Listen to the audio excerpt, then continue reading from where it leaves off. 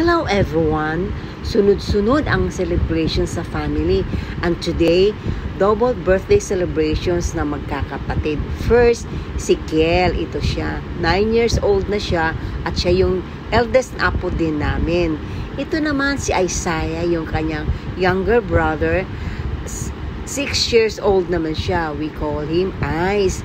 At heto nga, nakikita natin, everybody's enjoying the bonding. At medyo minsan na kasi kayo may magkaroon ng pagtitipon gaya nito. Kaya sinusulit namin yung time being together.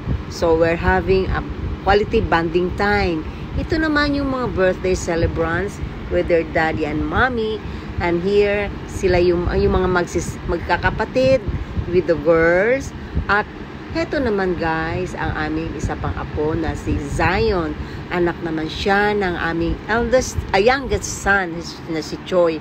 And Lion loves to play even being alone.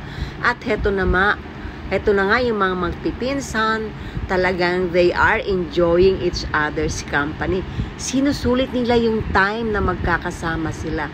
And I'm so happy to seeing them like that. Okay, heto. Yung iba naman may mga tantrums na umiiyak. Mga babies nga eh. Ito rin, still enjoying. Okay, ito naman si Naomi, ang anak ng aming eldest son. Bibang-biba at she's only 11 months old. She's now with Tita Stella. Okay, so guys, heto kami with the other apo. At heto naman ako with my hubby. And here, ang iba pang mga apo, si Naomi, si Zion, at heto na yung iba pang mga photos namin having enjoyed the day today. And at makikita naman sa aming mga facial expressions, sa aming mga photos na talagang masaya kami sa araw na ito. At heto nga, patapos na. Please don't forget to like and subscribe. Crisilda Flores at Chris Miyasako.